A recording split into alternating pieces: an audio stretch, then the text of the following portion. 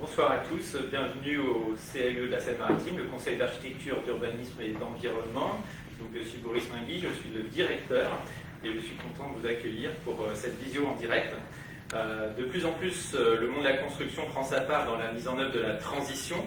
Et fort de ce constat, le CLE et ses partenaires ont rassemblé un certain nombre d'acteurs afin de faire connaître et d'accompagner la mise en œuvre de cette transition, notamment à travers la mise en lumière des matériaux biosourcés dont nous allons parler ce soir.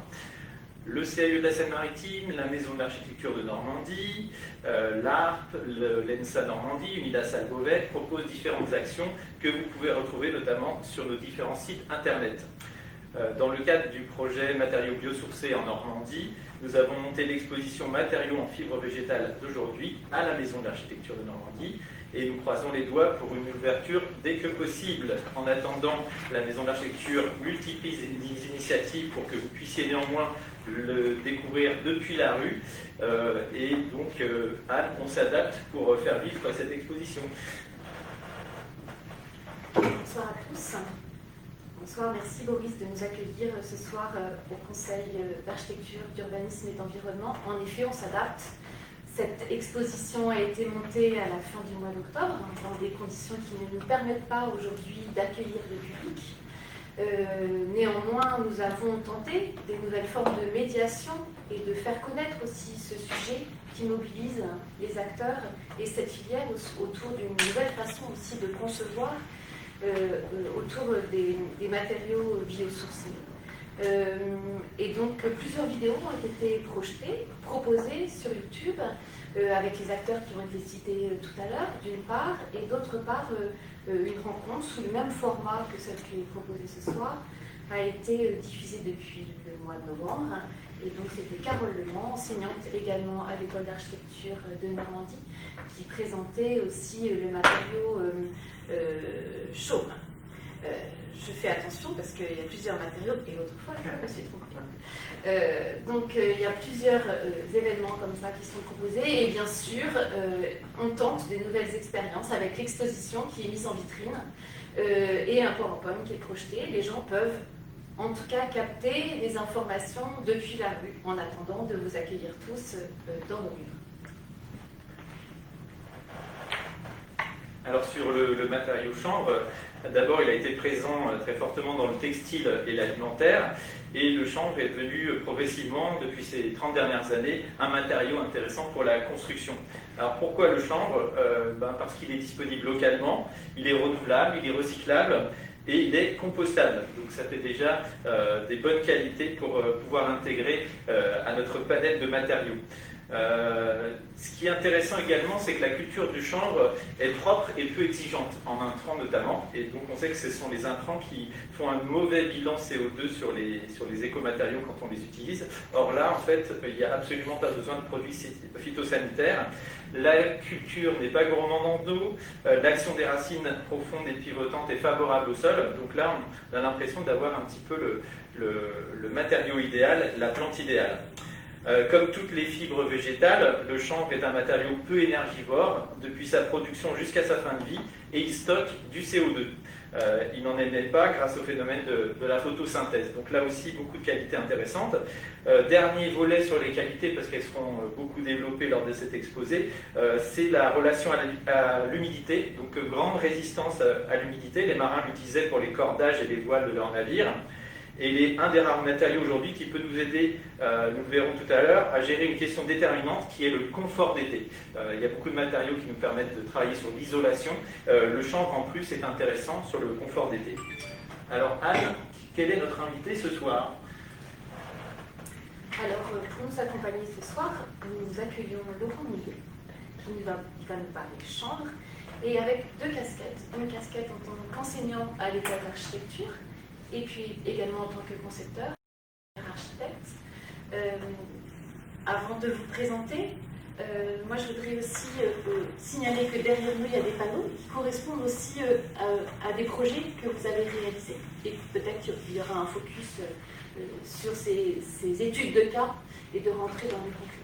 Je vais vous passer le micro. Non, vous en avez un. Est-ce que, avant d'être vraiment sur ce retour d'expérience, vous pouvez vous présenter plus précisément? Merci Anne, merci Boris de votre invitation ce soir.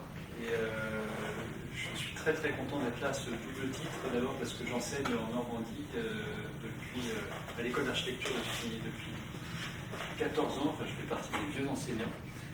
Et puis parce que je suis très très content de pouvoir parler de la construction en chambre et l'aspiration des étudiants pour ces nouveaux matériaux biosourcés, des modes de construction et une architecture plus favorable à l'environnement, elle est énorme. Leur appétit est tellement grand que parfois ils ont du mal aujourd'hui à trouver des métiers, des modes d'exercice professionnels qui les satisfont pleinement.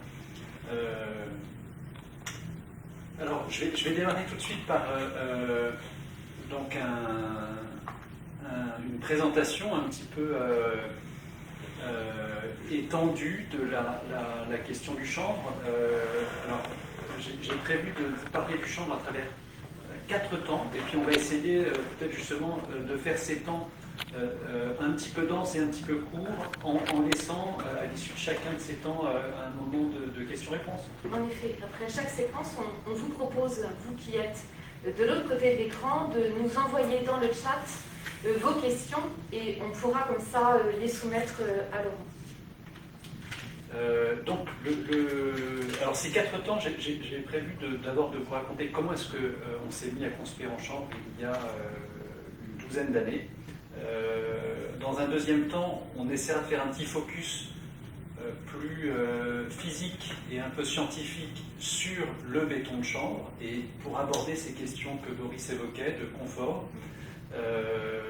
On évoquera dans un troisième temps un petit peu à la lumière de ce qui est derrière nous, les solutions constructives hybrides avec lesquelles on a travaillé sur le champ. Et puis on terminera par un dernier point sur les recherches que nous menons actuellement et un focus sur la recherche de manière plus générale qui est très importante et qui doit encore être très très soutenue sur ces matériaux qui ont beaucoup de choses à nous apprendre encore. Alors, premier temps, donc, pourquoi construire en chambre? Je ne vais pas m'éterniser, mais vous savez qu'on doit faire des efforts colossaux.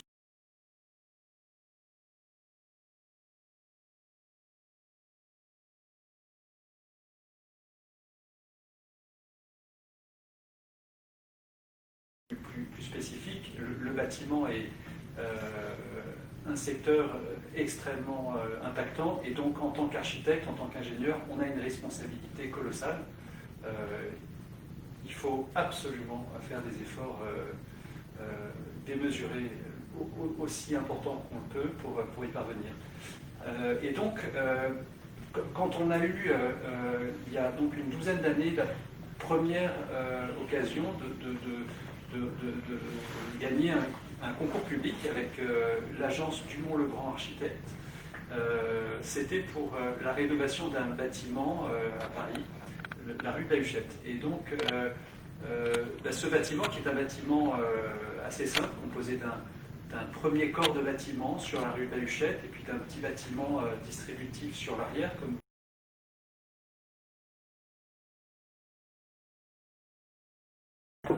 ce bâtiment, c'est un bâtiment composé de très vieille maçonnerie. Et donc la question qu'on s'est posée, c'est comment intervenir sur ce bâtiment en ayant à peu près la garantie qu'on n'allait pas amorcer sa ruine, que la rénovation ne serait pas le début de la ruine du bâtiment. Vous savez que par exemple, on a à une époque mis des enduits ciment sur les vieux bâtiments. Ces enduits ciment, ils ont été terribles, puisqu'ils ont bloqué les transferts d'humidité. Et donc cette recherche, elle nous a mené assez rapidement aux chambres à travers une expérience réalisée quelques années auparavant. Il s'agissait de la maison diocésaine de Châlons-en-Champagne qui a été rénovée par l'agence Méandre. Et donc on s'est inspiré de ce projet et on est allé un peu plus loin, puisqu'à la maison diocésaine, il était question simplement de faire des enduits chaux-chanvre. Donc nous, dans ce projet, on a décidé d'employer le chanvre. Alors, quand je dis le chanvre, c'est le béton de chanvre plus précisément, qui est composé donc de chènevotte. Ici vous voyez la fibre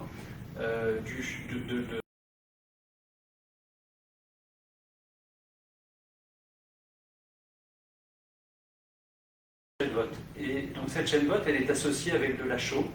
Vous voyez sur les deux images qui sont en bas différents dosages de chaux et de chanvre, et donc le dosage de chaux peut permettre de faire soit des matériaux plus isolants, qu'on appellera béton de chanvre, soit des matériaux qui sont plus consistants et qui sont les enduits hygrothermiques. Et donc, eh bien, dans ce projet de la rue de la Huchette, on a décidé d'intervenir sur ces vieilles maçonneries en associant ces deux solutions. Donc ici, vous voyez les enduits hygrothermiques qui sont faits sur la face extérieure du mur, et sur la face intérieure du mur, on a appliqué un béton de chanvre. On voit en détail sur ces la coupe verticale sur un mur ou le détail du traitement d'une fenêtre, d'un encadrement de baie, la manière dont sont appliqués donc, à la fois l'enduit hygrothermique extérieur et le béton de chanvre isolant intérieur. Je pourrais revenir dans ces détails si vous aviez des questions. Ce qui est extrêmement important, et c'est ce que montrent un petit peu ces trois petites simulations qui sont des simulations thermiques dans lesquelles on voit avec indiqué derrière chaque couleur la température à l'intérieur de la maçonnerie et à l'intérieur du plancher. Et vous remarquez que donc, ces trois solutions correspondent à gauche à la solution initiale, c'est-à-dire le mur dans son état préalable à notre intervention. La solution centrale, elle correspond à une intervention qu'on dirait courante aujourd'hui, c'est-à-dire qu'on a tendance à mettre une isolation intérieure qui est étanche à la vapeur et qui est plutôt très performante sur le plan thermique, mais moins sur le plan hygroscopique. Et la troisième solution, c'est donc ce qu'on a mis en œuvre dans ce projet, associant un enduit faiblement isolant sur la face extérieure et un doublage isolant sur la face intérieure. Ce qui est intéressant, c'est que vous remarquez tout simplement que la couleur est très sombre sur l'image centrale. Ça veut dire que le mur est très froid, alors que l'isolation à côté intérieur protège évidemment relativement bien la question du confort, mais ne protège pas bien le mur, alors que dans la troisième solution, on a une variation des couleurs qui est assez proche de la première. Et ce qui nous a semblé extrêmement satisfaisant, parce qu'on a, avec notre intervention, finalement, réussi à respecter à peu près la nature de ce mur, et donc conserver un équilibre physique, thermique, à peu près équivalent à ce à quoi il était habitué depuis 200 ans avant qu'on intervienne. Et on a bon espoir que du coup, ce bâtiment qu'on a rénové, il va pouvoir rester encore 200 ans à venir. Pour conclure cette première séquence sur justement ces premières fois avec le béton de chanvre, on a ensuite, rapidement, après ce premier projet de la rue de la Huchette, qui a mis par ailleurs beaucoup d'années à se réaliser, développé un petit projet de maison avec les architectes Cyril Pressaco et Thibaut Barrault. Et il s'agissait d'une maison à Gonneville-sur-Mer, donc pas très loin de Rouen. Et cette maison réalisée en béton de chanvre, elle est intéressante parce qu'elle a été le fruit d'une collaboration très longue, et je vous la montre parce qu'elle ouvre sur une perspective extrêmement intéressante. Quand on prend ces matériaux qui ne sont pas insensibles à l'environnement physique, eh bien, ça ouvre sur des conceptions que je dirais climatiques, c'est-à-dire une conception d'architecture qui introduit une dimension du climat extrêmement importante. Et ce projet avec Cyril Pressaco et Thibaut Barrault est extrêmement intéressant parce qu'on a énormément discuté ensemble entre architectes et ingénieurs, et puis ils ont fait des esquisses, et puis un jour, ce plan est arrivé, que vous voyez à l'écran, et dans ce plan, on retrouve les trois serres qui sont les parties en orange plus foncé, En saumon, ce sont les espaces habités de la maison. Et vous remarquez qu'en fait, les espaces habités se déploient autour de ces serres, qui sont comme les poumons de respiration en fait, de la maison. Et donc, on a mis en place un système de ventilation qui permet de faire entrer l'air par la serre, qui est ainsi préchauffé. Et puis, cet air, ensuite, il se déploie de pièce en pièce de manière naturelle, jusqu'à être aspiré dans les parties humides. Évidemment, la maison elle est entièrement isolée en béton de chanvre. Et ce qui m'intéresse beaucoup, c'est de montrer comment, à un moment donné, avec des modes de collaboration un peu originaux, on arrive à une architecture marquée et qui est vraiment inspirée de cette question de matérialité particulière avec laquelle elle a travaillé. Et du coup, ça ouvre sur des espaces assez originaux et singuliers. Voilà ce que je voulais vous dire pour ces premières fois pour lesquelles on a expérimenté le béton de chanvre. Merci. Donc, je vous invite à poser vos questions encore une fois dans le chat, et puis comme ça on pourra les poser directement à Laurent. Peut-être en attendant vos questions, Boris, une première réaction? Là, effectivement, par rapport à ce qu'on fait au CAU, on se retrouve vraiment, nous, sur la partie conseil, puisqu'on voit très bien que la nature du bâti, notamment ancien, va déterminer un choix technique qui doit être approprié, justement, pour faire en sorte que derrière une rénovation ne soit pas source de dégâts et de surcoûts, mais plutôt, justement, s'adapte au fait que la maison a été conçue d'une certaine manière, avec souvent une respiration nécessaire et la capacité à gérer la question de l'humidité, le transfert d'humidité. Et donc là, on se retrouve vraiment, donc c'est vraiment très très intéressant ce parcours et ces choix qui ont été faits à la fois sur une maison ancienne et puis après, effectivement, comment on peut transposer ça sur l'architecture contemporaine en ayant effectivement tous ces enseignements intégrés, mais avec effectivement une conception d'espace plus contemporaine et puis la question de la circulation de l'air. Donc je trouve assez intéressant de confronter en fait ces deux points de vue, celui de la maison ancienne où on est sur une intervention la plus respectueuse possible pour que le fonctionnement finalement du bâtiment soit préservé, et puis qu'est-ce qu'on peut tirer comme enseignement pour l'architecture contemporaine. Et là on voit que le champ, l'espace des libertés reste très très grand et même justement invite à de nouvelles conceptions. Donc je pense qu'on va peut-être prendre une première question pour alimenter un petit peu l'échange avec toi, Laurent. Est-ce que de notre côté on a une première question peut-être? Alors on a une première question de Romain Lemoine, qui nous demande pour le second projet, comment les habitants de la maison pratiquent l'espace des serres. Alors j'ai malheureusement pas beaucoup d'informations à vous donner parce que c'est une maison très expérimentale parce que au départ il n'y avait pratiquement pas de moyens de chauffage qui étaient mis en œuvre parce que la serre, alors les serres elles sont, je ne l'ai pas précisé, elles sont construites avec une enveloppe qui est entièrement en double vitrage. Donc on a mis quand même des moyens assez importants pour que justement cet espace il soit assez rapidement confortable. Et si je reprends le plan, plutôt cette vue de la maison, en fait vous avez une serre ici qui est côté sur la façade nord, et puis les deux autres serres qui sont dans le bas du plan sont orientées plein sud. Donc on a aussi veillé à l'implantation de la maison pour que les serres soient très tôt exposées au soleil et que le soleil rentre, même en plein hiver, dans ces serres. Donc je pense que c'est des espaces qui sont très confortables et qui sont certainement très bien valorisés par les habitants de la maison. Mais on n'a jamais eu la chance d'avoir de retour de nos clients. Donc c'est déjà le signe que tout se passe bien. Et on est très contents. Donc j'ai aucun doute qu'ils se sont extrêmement bien appropriés ces espaces. Mais il est question qu'on aille les voir prochainement, et donc j'en saurai plus très très vite. Et alors il y a une autre question qui nous demande comment et par qui a été faite la simulation thermique présentée.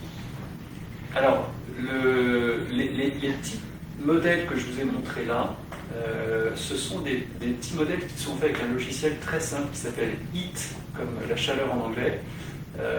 Et donc ça, ce sont des travaux que l'on mène nous en agence, hein, dans notre cabinet d'ingénierie, et en particulier ça, ce sont des travaux que mène mon frère. Alors je n'ai pas présenté notre agence, hein, mais je vais le faire très rapidement. On est une agence d'ingénierie, donc on fait de l'ingénierie à 100%, dans l'idée d'essayer d'apporter aux architectes avec lesquels on collabore le maximum d'expertise pour s'aventurer justement un petit peu hors des sentiers battus.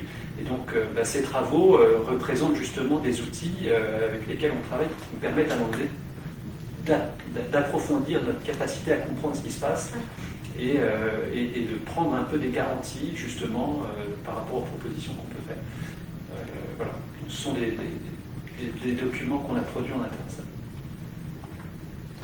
Alors, peut-être une petite dernière à ce stade. Pour des maîtres d'ouvrage qui souhaitent recourir au biosourcé, pourquoi choisir le béton de chanvre en neuf? Vaste question. Ce que je vous propose peut-être, c'est qu'à ce moment-là, on passe à la deuxième séquence. D'accord.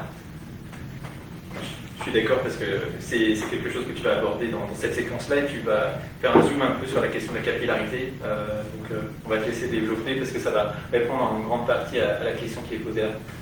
Absolument. Alors, on a construit, nous, en chanvre, pour peut-être commencer à répondre à cette question, on a construit en chanvre d'abord parce que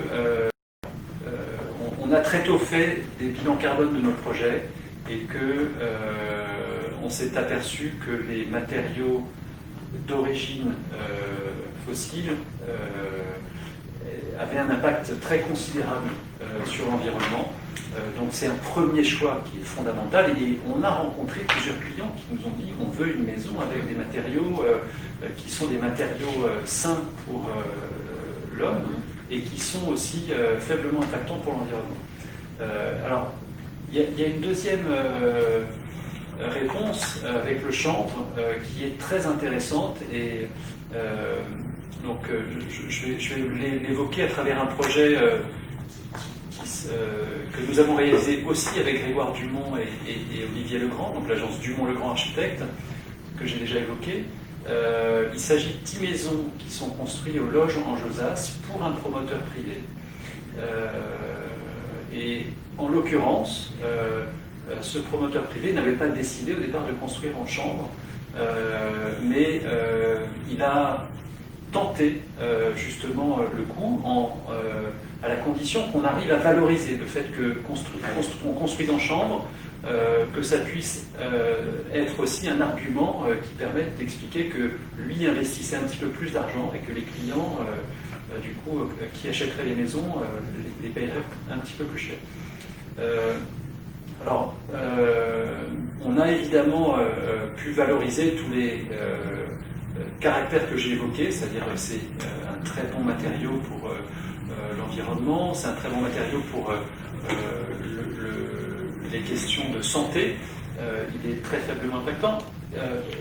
Et en plus de cela, alors, en même temps je commente un peu les photos que je fais défiler, c'est un bâtiment, c'est un matériau qui permet de construire en association avec l'ossature bois. Donc là vous voyez que toutes les maisons sont construites en fait avec des parois ossature bois. Toutes les structures intérieures des maisons sont aussi en structure bois. On a simplement des murs de refend séparatifs qui sont en bloc de béton pour des raisons économiques. Il y a quand même une économie de projet à tenir. Et puis les parois ossature bois sont ensuite remplies en béton de chanvre qui est projeté depuis l'extérieur pour les murs et donc on voit ici un peu les détails constructifs avec le soubassement qui est en béton armé, qui permet de surélever le pied de mur, et puis ensuite le béton de chanvre et ossature bois qui démarre à partir de 20 cm au-dessus du niveau fini, et qui se poursuit sur l'ensemble de la couverture, ce qui nous permet d'avoir une enveloppe continue en béton de chanvre, tout autour donc, de l'espace habité. Et avec des épaisseurs de parois qui sont relativement intéressantes, parce que l'avantage du béton de chanvre, c'est que c'est un matériau à isolation répartie, ce qui permet d'éviter de cumuler une épaisseur de structure et une épaisseur d'isolation. C'est-à-dire qu'on fond les deux dans la même épaisseur. Donc le fait d'avoir une isolation continue autour de la maison permet de réduire les ponts thermiques. Ce qui fait qu'en béton de chanvre, on arrive à construire avec souvent des résistances de parois qui sont inférieures à celles qu'on a tendance à essayer de se dire qu'il faudrait atteindre pour être à un niveau basse consommation ou à un niveau passif. Vous verrez dans un exemple que je vais présenter tout à l'heure, on a fait quelque chose d'assez extraordinaire, je vous laisse la surprise. Donc, quand on a visité ce bâtiment un jour de plein été, en juillet, parce que des Australiens voulaient voir le béton de chanvre, qui sont venus visiter notre chantier, et d'ailleurs ils construisent beaucoup en chanvre depuis. Donc à l'extérieur, la température était 30 degrés, et quand on rentrait dans les maisons, alors qu'il n'y avait pas de fenêtre, pas de porte, l'air était toujours à 29 degrés, mais quand on rentrait à l'intérieur des maisons, on avait l'impression d'entrer dans une cave fraîche, et donc on sentait cette fraîcheur extrêmement importante. Et donc j'avais un thermomètre avec moi. Donc là je vous montre quelques photos justement où on voit ces températures. J'ai relevé la température des murs. Et donc la température des murs, elle était entre 16 et 18 degrés, alors que la température de l'air était de 29 degrés. Donc ça veut dire quoi? Ça veut dire qu'en fait la température que le corps perçoit quand il rentre dans cet espace, c'est à peu près la moyenne entre la température de l'air et la température des parois qui sont en échange avec le corps par des effets de radiation.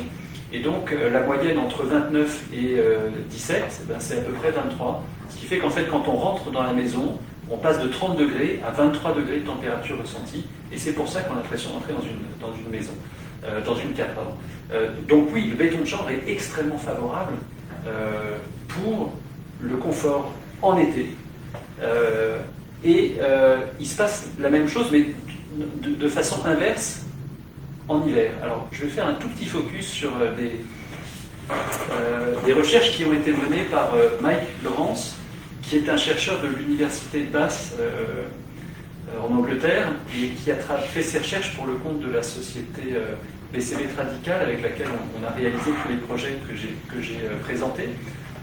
BCB Radical, c'est une entreprise qui fait de la chaux et qui a mené beaucoup de recherches, donc qui nous a été un soutien très, très important dans les premiers projets qu'on a développés. Et donc dans les recherches de Mike Lawrence, vous remarquez sur le diagramme qui est en haut à droite, deux courbes. Entre eux, donc deux traits. Alors, le trait de gauche vertical représente la face extérieure du mur, alors que le trait de droite représente la face intérieure du mur. Et les deux courbes représentent celle qui est en vert et qui démarre donc en haut à gauche, représente la variation de l'humidité relative dans le mur, quand celle de droite représente la variation de la température. Et donc, on est dans un matériau homogène, c'est un mur en béton de chanvre qui fait 30 cm, et vous remarquez que les courbes, elles forment toutes les deux un palier qui est symétrique et opposé dans les 7 premiers centimètres. Et c'est tout à fait anormal, parce qu'on est avec un matériau qui est un matériau homogène, et donc en fait la variation de la température dans ce matériau devrait être linéaire depuis l'intérieur vers l'extérieur. Alors il fait à peu près 19 degrés, 20 degrés à l'intérieur, et il fait 5 degrés à l'extérieur, donc on est dans une condition hiver, et l'humidité relative varie à peu près de 50% côté intérieur à 80-85% côté extérieur. Mais il y a cette brisure, ce palier en fait à l'intérieur du mur, et c'est quelque chose de tout à fait spécifique au béton de chanvre, extrêmement intéressant. Et donc, qu'est-ce qui se passe? Il se passe en fait que au moment où la température arrête de chuter, ça veut dire qu'il y a un apport de chaleur qui réchauffe le mur à cet endroit-là. Et dans le même temps, l'humidité relative, qui quand elle, au fur et à mesure qu'on pénètre dans le mur, cette humidité relative, elle augmente, et bien tout d'un coup elle se stabilise. Ça veut dire qu'il y a à ce moment-là une absorption d'humidité. Et donc on note d'un côté une absorption d'humidité, d'un autre côté une production de vapeur, une production pardon, de chaleur. Et donc ce qui se passe dans cette épaisseur de mur, précisément, c'est un phénomène extrêmement intéressant qui est propre aux matériaux qui ont une capacité hygroscopique, c'est-à-dire une capacité à absorber de l'humidité, ce qui est le cas de la chaîne Watt, qui compose le chanvre. Et donc la chaîne Watt, elle va absorber la vapeur qui traverse le mur, accélérer les effets de condensation de cette vapeur dans l'épaisseur du mur, et l'eau qui se condense en hiver va générer de la chaleur qu'on appelle la chaleur latente, qui est la chaleur associée au changement d'état de l'eau. Quand vous faites bouillir de l'eau, vous apportez beaucoup de chaleur, on apporte de la chaleur à cette eau. Et donc on a ainsi une création de chaleur en hiver, et à l'inverse en été, on va avoir une absorption de chaleur qui va permettre de vaporiser l'eau qui sera contenue dans le chanvre et qui va donc pouvoir être reléguée à l'espace intérieur. Alors, ce phénomène, il se passe spécifiquement dans le chanvre, et là vous voyez toujours des travaux qui sont les travaux de Mike Lawrence, donc de l'université de Bath, et on voit le chanvre, la chaîne Watt en fait au microscope, avec un focus qui est de plus en plus précis, et vous remarquez donc sur l'image du bas que la chaîne Watt, c'est comme le bois, c'est une fibre végétale, naturelle, avec toute sa complexité qu'on n'est pas capable de reproduire. Et donc on a, dans cette chaîne Watt, on a des porosités de différentes échelles, et une structure très complexe, composée donc de canaux principaux, c'est ces deux gros canaux que vous voyez, autour desquels se situe une infinité de petites cellules qui sont en connexion avec ces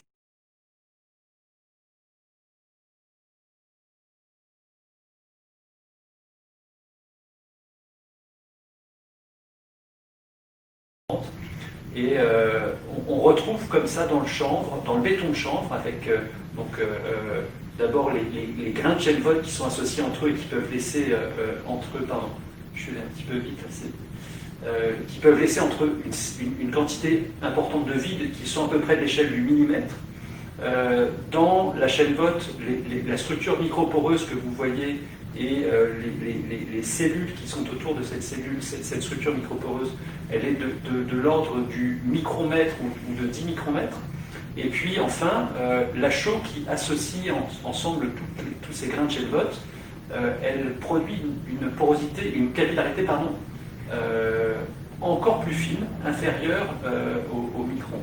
Et donc on a comme ça trois échelles de capillarité, et ces trois échelles de capillarité ensemble, elles vont être capables d'aspirer l'eau dans le mur, et donc de conduire l'eau d'une manière très efficace, ce qui permet notamment d'assurer, quand on a ce matériau qui est mis en œuvre, par voie humide, et ben d'abord d'évacuer l'eau pour permettre le séchage, et puis enfin d'assurer donc ces transferts hygrothermiques, hygroscopiques qu'on a évoqués, qui sont favorables à un confort hygrothermique.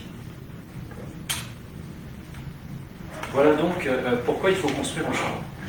Alors, moi, peut-être je pose tout de suite une question qui apparaît à l'écran et qui nous demande si la couleur grise vient-elle de la présence de ciment dans le mélange. Comme ça qu'on puisse... Alors, le béton de chanvre est effectivement réalisé avec différents types de chaux. Il y a plusieurs fournisseurs. Alors, il y a par exemple Vicat qui fait du ciment plomb et qui fait du béton de chanvre avec du ciment. Il y a d'autres fournisseurs qui font du béton de chanvre avec des chaux hydrauliques. Nous, à l'agence, depuis le début, on a choisi d'utiliser des chaux aériennes, majoritairement aériennes. Pourquoi ? Parce que les chaux aériennes, elles sont plus perméables à la vapeur que les chaux hydrauliques. En revanche, dans tous ces composants, toutes ces choses sont des choses formulées. Et je ne connais pas les formules des fournisseurs, mais dans la chaux qu'on utilise, je sais qu'il y a de la chaux aérienne en majorité et un petit peu de chaux hydraulique qui permet d'accélérer la prise. Et je ne crois pas qu'il y ait de ciment, ou s'il y avait du ciment, ça serait dans une proportion vraiment infinitésimale. Mais c'est vrai que ces choses sont des chaux formulées, ce n'est pas des chaux simples. Pourquoi est-ce qu'elles sont formulées? Parce que pour permettre la prise du béton de chanvre, pour l'agglomérer, il y a eu beaucoup de recherches qui ont été développées par les industriels pour s'assurer que la prise se fait correctement. Parce que le problème dans le béton de chanvre, c'est qu'entre le chanvre qui absorbe l'eau dans une très forte quantité et avec beaucoup de force, hein, parce qu'il est comme une éponge, et la chaux qui a besoin d'un petit peu d'eau pour faire sa prise, il y a une concurrence entre les deux. Et donc il faut réussir à trouver un équilibre pour que la chaux puisse faire sa prise sans que le chanvre prenne toute l'eau. De la même façon, il y a une autre problématique chimique avec les sucres contenus dans le chanvre qui peuvent aussi altérer la prise de la chaux. Donc bon, c'est des questions de chimie qui me dépassent personnellement, que je touche un peu du bout des doigts, mais donc on a effectivement des chaux formulées, en tout cas pour le béton de chanvre. Avec, comme ça permet aux gens de voir la chaîne Vogt. D'accord. Avec le micro, c'est mieux. Donc avec la chaîne Vogt, voilà, qui est mélangée. Ouais. Exactement. Alors la chaîne Vogt, si vous avez un chat à la maison, il est probable que ce soit ce que vous utilisez en litière pour chat. C'est aussi ce qu'on utilise pour faire du paillage. Donc ça, ce sont les emplois les plus fréquents de la chaîne Vogt. Et la chaîne Vogt, c'est un emploi extrêmement important pour eux, pour la filière, hein, le bâtiment, parce que le bâtiment, c'est vraiment une valorisation à la hauteur de la qualité de ce matériau qui a des qualités exceptionnelles. Ce qui est assez marquant, effectivement, c'est que la description que tu nous fais du matériau montre des propriétés physico-chimiques exceptionnelles.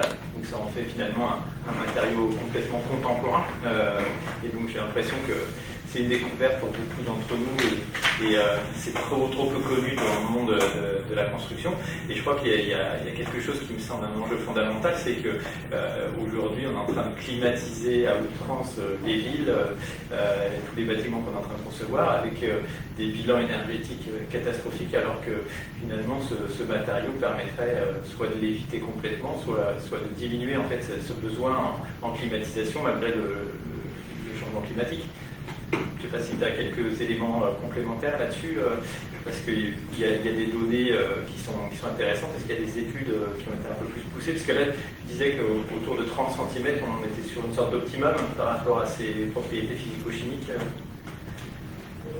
Aujourd'hui, on construit avec 30 ou 35 cm de béton de chanvre à peu près, hein, quand on fait des bilans énergétiques. Et donc, il y a plusieurs choses qu'on sait, et il y en a encore beaucoup qui restent à aller découvrir. Je pense par exemple que le chanvre, c'est une filière française. C'est une filière pointue. C'est vraiment une filière. Il y a une industrie et il y a des artisans, donc c'est une filière qui a toutes les échelles. Hein, aujourd'hui, on est à une époque où ces filières elles sont prêtes à passer à une échelle industrielle plus soutenue. On parle de construire des bâtiments de manière préfabriquée, on parle de construire des bâtiments pour le village olympique en béton de chanvre et en structure bois. Donc il y a beaucoup d'enjeux pour cette filière et en même temps il y a encore beaucoup de choses qui restent à capitaliser en termes de connaissances. Alors il faut qu'on poursuive l'effort de recherche pour réussir à aller chercher des connaissances de toutes les expériences qu'on a accumulées sur ces 30 dernières années et notamment les 10 dernières dans lesquelles on a commencé à construire des bâtiments dans des échelles plus importantes. Alors, moi, je voudrais revenir sur la question qui a été posée tout à l'heure, notamment du côté de la commande, de la maîtrise d'ouvrage. On voit bien qu'il y a une filière qui est structurée, il y a une appétence aussi des architectes pour concevoir avec ces matériaux. Qu'en est-il de la commande? Alors, dans les exemples qui ont été proposés, il y a surtout la maison individuelle. Est-ce qu'on peut identifier que cette commande, aujourd'hui, elle est plus du côté du privé? Est-ce qu'il y a une analyse des éléments tangibles de ce côté-là? Ou pour le dire autrement, qu'est-ce qui motive ou qu'est-ce qui bloque la maîtrise d'ouvrage aujourd'hui? Alors, je pense que... enfin, ce que je peux dire de façon très factuelle, c'est que on est, nous, en ingénierie, il n'y a pas énormément de bureaux d'études qui se sont lancés comme ça sur les matériaux biosourcés. Et nous, on vit une crise en ce moment terrible de croissance, que d'un coup, il faudrait qu'on soit 2 fois plus nombreux, là, pratiquement, parce que les commandes affluent. Donc, en fait, ce que j'observe depuis cette douzaine d'années qu'on travaille sur ces matériaux, c'est qu'on était un peu pionniers au début, entre guillemets, c'est-à-dire on était nous-mêmes promoteurs de l'idée de construire en chanvre. Aujourd'hui, c'est une injonction qui est faite au niveau de la commande de plusieurs maîtrises d'ouvrage, que ce soit des villes, on a comme ça des commandes qui sont de bâtiments, de logements en promotion privée, qui sont portés par des villes comme la ville de Nantes par exemple, qui s'arment pour pouvoir réussir à faire en sorte que les acteurs construisent effectivement avec des matériaux biosourcés. Et des exemples comme ça, il y en a à foison. Et puis, ce que je peux aussi évoquer, c'est un bailleur social avec lequel on a beaucoup construit, je vais en parler ensuite, mais on a beaucoup construit en chambre. L'immeuble rue de la Huchette, c'était avec la RIDP, la Régie immobilière de la ville de Paris. Et on a construit 2 autres bâtiments pour la Régie immobilière de la ville de Paris. Et donc, ils ont été à la RIDP très très vite, très convaincus par ces matériaux. Et aujourd'hui, ils sont eux-mêmes les promoteurs de l'idée de construire en chambre. Et ils l'imposent à leur maîtrise d'œuvre. En neuf. En neuf. Et en réhabilitation. Et c'est la même chose chez Paris Habitat, qui a aussi construit des bâtiments en béton de chanvre. Donc aujourd'hui, la commande, elle est orientée, très clairement. Et on n'a plus le choix, avec certains acteurs de la maîtrise d'ouvrage. Et je pense que le mouvement va s'amplifier. Je me tourne vers Florence. Est-ce qu'il y a d'autres questions? Alors, il y a une question sur est-ce que cet isolant pourrait être adapté en rénovation énergétique avec ITE? Excellente question. En fait... Je viens de Margot qui vous passe le bonjour.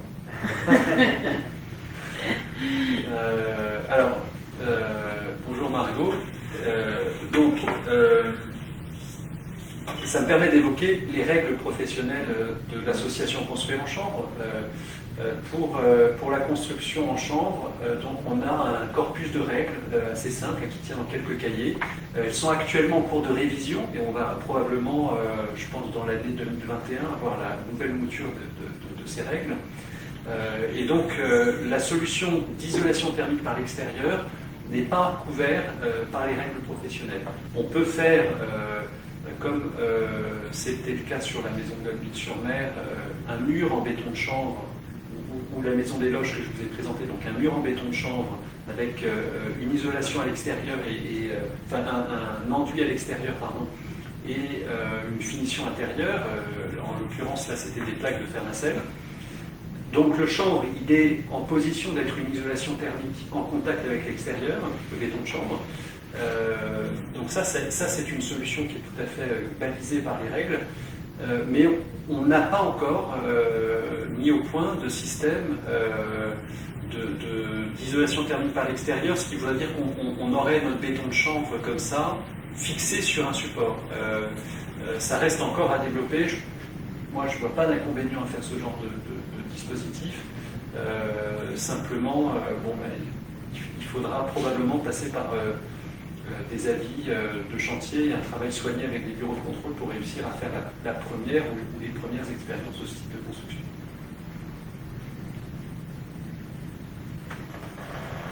Donc ce qu'on va faire, c'est qu'on va avancer dans l'exposé, puisque le troisième sujet sur lequel tu...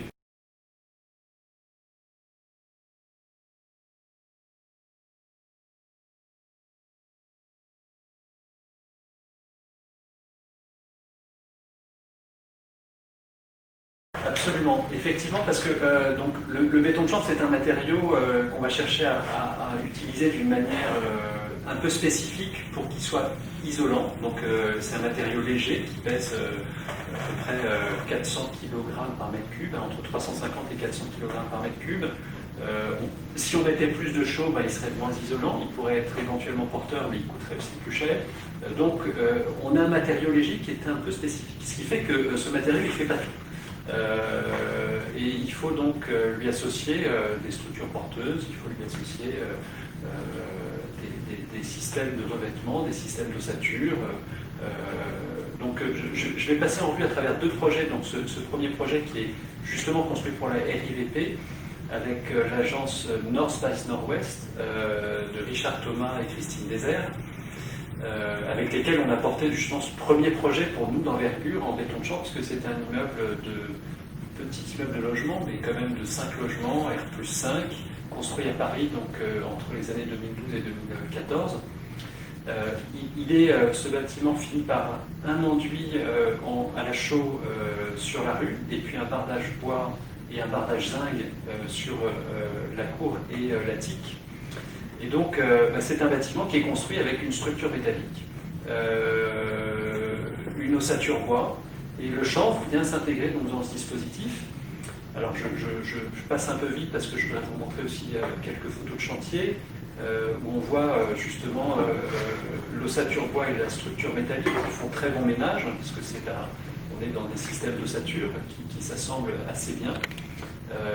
Ici, vous retrouvez donc les caissons d'ossature bois qui sont finis par une plaque de fer-macelle sur l'intérieur et dans lesquels on a projeté ensuite le chanvre. Alors le chanvre, son gros avantage, c'est que sur les chantiers, on peut l'approvisionner, comme vous voyez sur la photo du bas, en ballots de chanvre. Alors ce sont ces gros sacs de 200 litres remplis de chaîne-vote.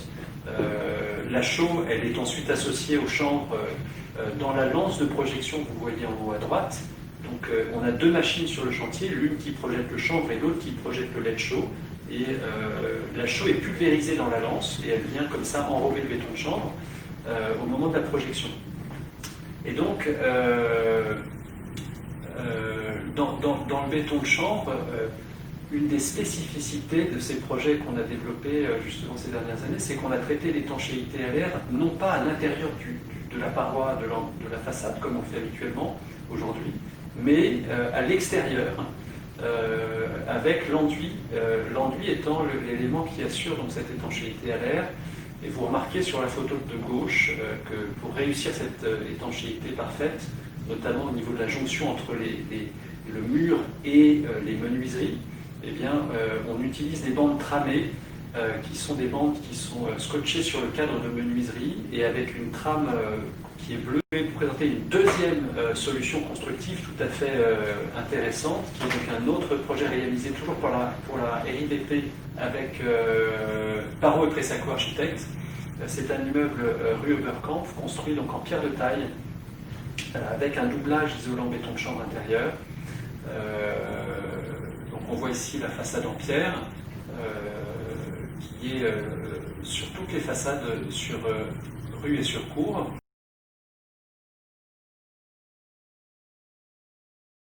Vous voyez ici sur ces quelques petites images, eh bien, on a mis en route un processus extrêmement particulier, puisqu'il a fallu qu'on trouve comment on allait d'abord démonter notre bâtiment. Donc on a découpé la tronçonneuse, puis après on a concassé les briques, les gros blocs de chanvre qu'on avait découpés, pour récupérer donc, ce que vous voyez sur l'image en bas à droite, c'est une chaîne vote qui est encore avec un petit peu de chaux. Et puis ensuite, donc, on a construit ce bâtiment en utilisant des panneaux d'ossature bois qui ont été remplis en chanvre. Donc on a fait un système un peu préfabriqué, c'est-à-dire qu'on a réalisé nos panneaux, vous le voyez là, hein, sur la vue du chantier, qui était un chantier de formation réalisé avec l'aide de Gérard Lenain, qui est un ami formateur extrêmement impliqué dans la filière chanvre depuis son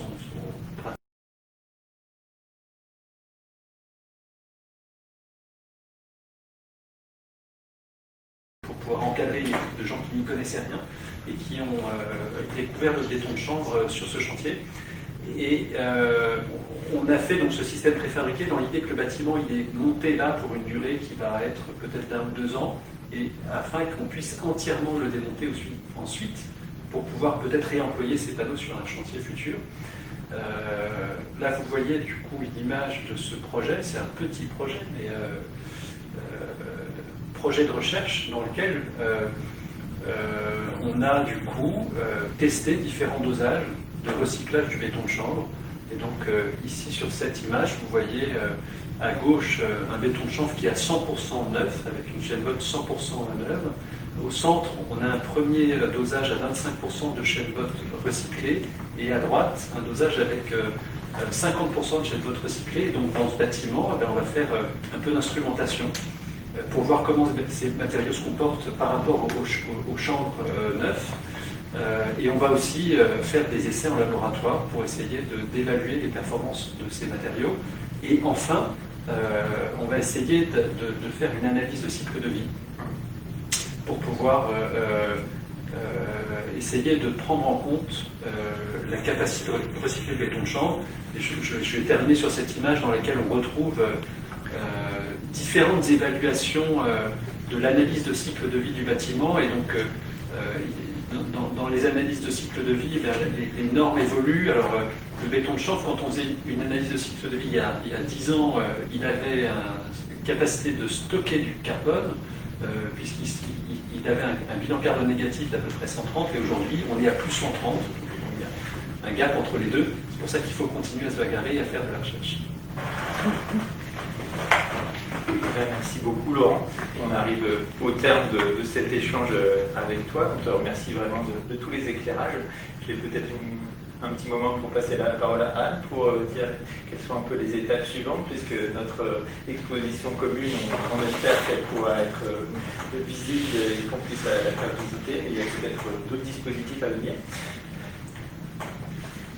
Alors oui, quelques informations des événements et des dates à venir. On espère pouvoir ouvrir l'exposition au public. En tout cas, moi j'invite les professionnels qui souhaitent venir voir l'exposition, qui sont intéressés par ces sujets, à prendre contact avec nous pour organiser des rendez-vous. On peut accueillir les professionnels sur rendez-vous. Et puis, dès que les conditions le permettront, et avec les beaux jours, on passera là à une autre phase de notre partenariat et de coopération pour des visites vraiment de réalisation à l'échelle de la Normandie pour voir vraiment cette mise en œuvre et rencontrer aussi les architectes qui sont déjà dans ces pratiques. Voilà, je vous remercie tous, je vous remercie de nous avoir suivis. Je vous dis à très bientôt.